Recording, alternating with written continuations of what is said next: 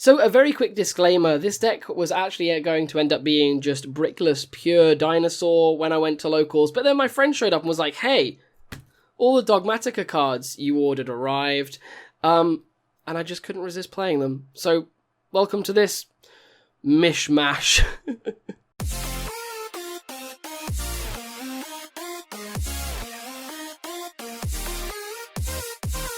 What is up YouTube, Jamie the Kid00 here, coming to you guys with a brand new video. So today we're here to talk about Dogmatika Dinosaur. And as the earlier disclaimer will have said, this is something that I just threw together for our locals. I was originally going to play what I was referring to as Brickless Dinosaur, which is essentially a version of the VFD combo that includes Trishula, that doesn't require you to play any extra cards like O-Lion, etc., meaning that it reduces the number of bricks in your main deck. What then happened was I had my Dogmatika stuff dropped off, and I thought, hey, reckon I've got some space in this deck after taking all the bricks out. Let's just throw the Dogmatika core in and see what happens. So the result was I went 2-1. We'll talk about the actual game results at the end of the video, but for now, let's get into the profile. So starting things off with the monster lineup. We are starting with 2 copies of Ultimate Conductor Tyranno, and for the combo that we're playing in this version, we are playing 1 copy of Overtext Coatlas. If you want to see some of these combos, by the way, get this video to 300 likes, and we'll make that combo video happen for all the combos across all the Dinosaur decks I've done in the recent past.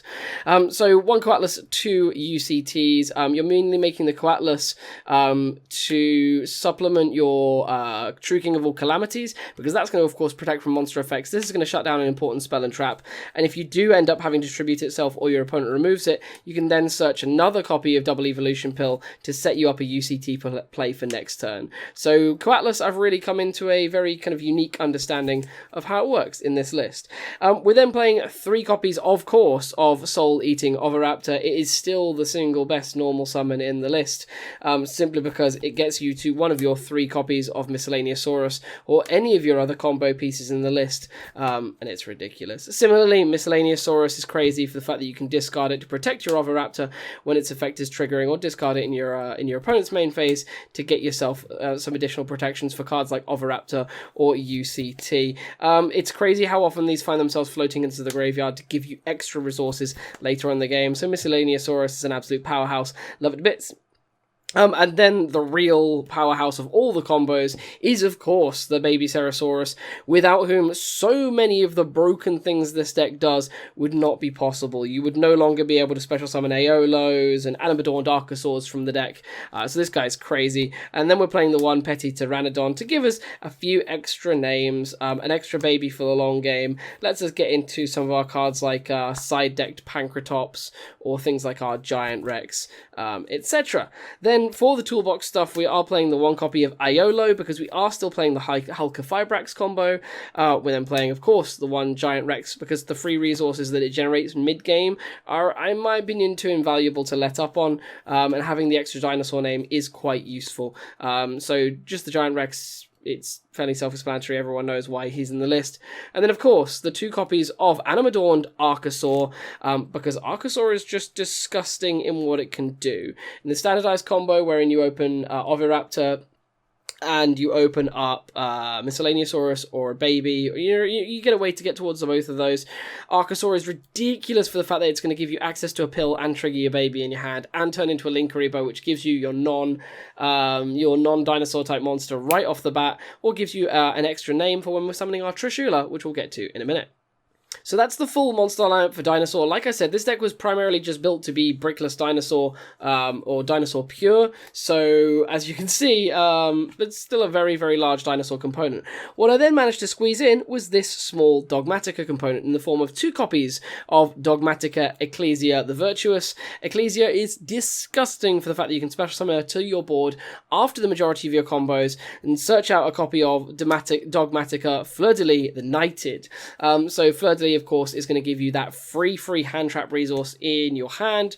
And of course, if you don't need to search the Fleur-de-Lis, or you've searched these off of a Nadir Servant, you're able to get into so many crazy plays with, of course, Punishment and Shaddoll Schism, which we'll get to later on in the list. But this tiny, tiny little monster engine represents so much broken advantage on top of what the list can already do. And I thought, hey, find the room to segue this in, let's give it a go. And just the interaction between these 2 cards is absolutely unfair, and I can't wait to play Dogmatika in so many more of my lists going forwards.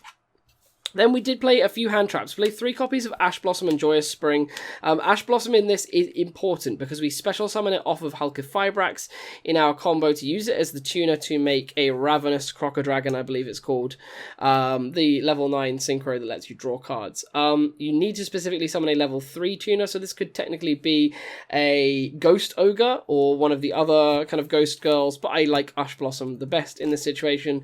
And then I'm also playing 2 copies of Effect Veiler. These could literally have been anything else, but when I turned up to the event, these were originally in here because I was playing the Celine access code talker combo for the free OTKs, so of course they required an Effect Veiler which you would summon off of Hulk of Fibrax in that going second situation. Otherwise, after I removed that from the extra deck to make room for my Dogmatika core, these were no longer necessary, so these can literally be whatever you want them to be. And that rounds off the monster lineup. For the spells, we are playing 3 copies of Nadir Servant. This card is absolutely bonkers, and I was a little bit questionable when I was considering picking up the core, because of course these are considerable money for a search card. But the fact that it's a search card that can send cards to your graveyard, like Titanic Lad, Entis, and Abkalone, I was about to say Wendigo for some reason, these are ridiculous. The advantage that you set up from cards like this, and even in more outlandish lists, through cards like Herald, is bonkers. So the 3 copies of Nadir Servant are ridiculous. The fact that you can do your whole combo and then start to use this, searching into your Ecclesia, which searches you into your Fleur, and this sends the Abkalone, which sets up a Schism. You get so much advantage off of one card. It's such a ridiculous package. So 3 copies of Nadir Servant, I would run like 8 if I could, and if I had them, but these are disgusting. We then played 2 copies of Double Evolution Pill. One for searching off the Archosaur, the second to search off of the Oviraptor. Simple as that. We did then play 3 copies of Lost World. These came out quite a lot when I found myself going first. I didn't think they were that important. These would potentially be called by the graves. They weren't as good in this variant, but again, in the pure version, it was a much better choice, but when you switch to Dogmatika, these could potentially come out. And then 3 copies of Fossil Dig, for very, very obvious reasons, improving the consistency of our opening turn play. And that's our spell lineup. It's super simple, lots of multiple copies of good cards. And then for our trap lineup, we've got a few more things than the usual impermanences. So of course we have actually got the 3 infinite impermanents. The Numeron deck is still very, very popular, so it's definitely worth playing around that sort of thing. And Infinite Impermanence is always good. Of course, it's superior to Effect Veiler at the moment, because you can use it in all sorts of different phases, including your own turn. So really, really like its place in the meta, and I'm going to be trying to shoehorn it into absolutely every deck that I can fit it into. And then otherwise, the other 2 traps I'm playing were the 1 copy of Dogmatika Punishment and the 1 copy of Shaddoll Schism. So Dogmatika Punishment, I was mainly just playing as a one-off search target if I'd already drawn the Fleur-de-Lis, which did come up a couple of times, and the output this has is broken because of the fact that you can send Entis and plop 2 cards on the field. It's disgusting. And then the fact that you can play Shaddoll Schism, which is basically a free winder for having the audacity to activate Reinforcement of the Army in the form of Nadir Servant. So these 2 are disgustingly good staples. The fact that Punishment is good even if you draw it. Schism's a little if you do draw it, which I did a couple of times, and maybe I should have played the Shaddoll Beast to unbrick it. But my god, the amount of power in those 2 little traps is absolutely monstrous. So let's get into the extra deck. So, of course, this being a list that makes tokens, we do, of course, have the 3 SP Circular Saw Kyriels that we're using for all of our token needs. I potentially need another type of token just to use for my O-Lions when I play them, but the Kyriels are pretty cute for now. So starting off, we do play 1 copy of Linkuriboh and 1 copy of Linkcross. Linkuriboh is in here for a number of important reasons. You need to use it before you make your Hulk of Fibrax, making this over your Animadorned, because if you get stopped, it is the name you need in your graveyard. It is the non-dinosaur you need in your graveyard to actually use your pill. So that's hugely, hugely important. And also, in the situation where you're going to be summoning Trishula in one of the other combos, you need to tribute one of the Linkcross tokens to bring back a Linkuriboh, and then Linkross, a token, and Linkaribo are all different names which allow you to make that Trishula near enough for free just because you made the Linkross. So very, very important for those interactions, and Linkross kind of ties into that same conversation as well. We then play in the form of our twos, one Crystron Halka Fibrax. While we're not playing the busted combo engine, we've freed up a lot of space in our extra deck for things like the Dogmatika cards that we need to send. Halka Fibrax is still very powerful in the fact that it gets us to a tuner which we would otherwise have no other way of getting to, but it is definitely neutered down, so something to take away. We're then playing the one copy of Psyframe Gear Lambda, Psyframe Lord Lambda.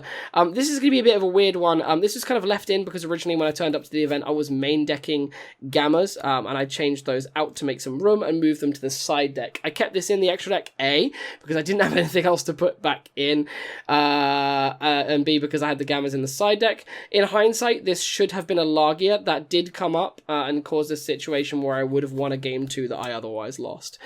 So this potentially, well, I'm 90% sure this should be a Lagia, and the Lagia would come up more, because weirdly enough, this list makes a lot of double level 4 boards. So that's a thing.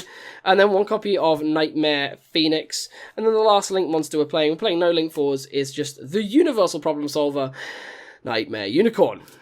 Then for the Xyz component, we're playing two. We're playing two very good monster effect negators in the form of one copy of Evolzar Dolka, because it's the single best rank 4 in the list, available to the list, and one copy of True King of All Calamities, because we are still playing a very, very easy to access Calamities combo on top of all of our Dogmatika stuff. It's very, very keen that we don't forget we can make this card nigh on for free.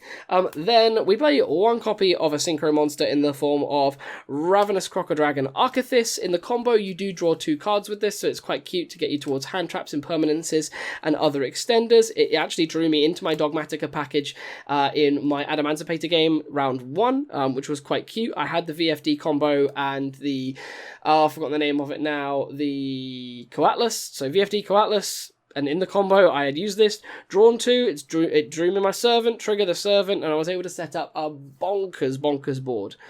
So it's pretty crazy. So Arcathis is the one Synchro I am playing.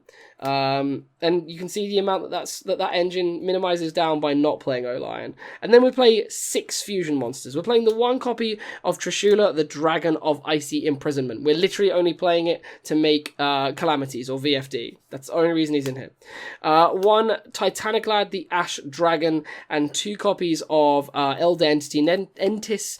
These are both in here just to interact with Servant of Nadir's Servant, if I can get my words out of my mouth.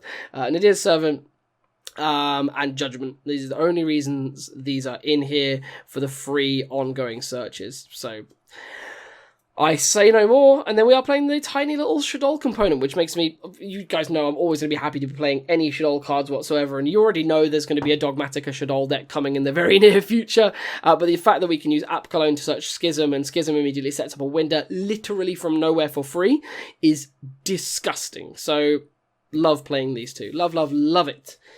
But that does bring me to about the end of the deck profile. So guys, I hope you've all enjoyed. This has been something a bit different because, I mean, this is a deck that I literally built on a whim, and I thought, hey, why not? Let's throw this out there and see if people enjoyed it. To go through my matchups, round 1 was against Adamantipator. It's fairly cookie cutter in the way that all went. He goes first. I have impermanence for his Halka Fibrax, but he's able to fully play through it, setting up, I think it was Guardian, Dweller, Boral Sword, and a 3-negate Appaloosa. Game 2, I'm able to open with a board of Winder, I believe it was Winder, Coatlas, VFD, UCT, and like 4 in hand, which included 2 hand traps, so that's an obvious very, very speedy win.